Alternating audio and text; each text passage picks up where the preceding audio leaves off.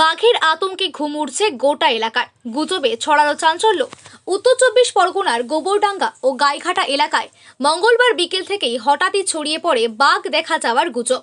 জনশ্রুতির জেরে আতঙ্কে ছোটাছুটি শুরু হয়ে যায় গণদ্বীপায়ন, গোবরডাঙ্গা, চোংদা ও কুলপুকুর এলাকার বাসিন্দাদের মধ্যে।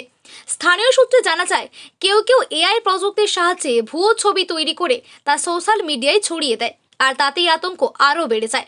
অনেকেই দাবি করেন সন্ধ্যার পর বাড়ির বাইরে বেরোতে ভয় পাচ্ছেন তারা। এলাকাবাসীরা ক্যামেরার মুখোমুখি হয়ে জানান, রাত নামলেই আতঙ্ক গ্রাস করছে গোটা এলাকা।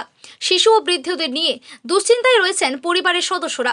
তবে এই বিষয়ে স্পষ্ট বক্তব্য দিয়েছেন ধর্মপুর ১ নম্বর গ্রাম পঞ্চায়েত সদস্য অতুল দে। তিনি জানান, এটি সম্পূর্ণ ভুয়ো খবর। বাঘ বা অন্য কোনো বন্যপ্রাণী আসার কোনো ঘটনা ঘটেনি। মানুষকে অযথা আতঙ্কিত না হওয়ার অনুরোধ করছে। প্রশাসনের পক্ষ থেকেও গুজবে কান না দেওয়ার আহ্বান জানানো হয়েছে। গতকাল রাতে অনেক লোকের মুখে শুনছি একটা বাঘ এসছে। তা আমরা ভয় দেখে অনেক বাচ্চা কাচ্চা ছেলেপিলে সবাই আতঙ্কিত। তাই একটা মোটামুটি গুজব ছড়াচ্ছে কিনা আমি বলতে পারবো না, কিন্তু সবাই আমরা আতঙ্কিত।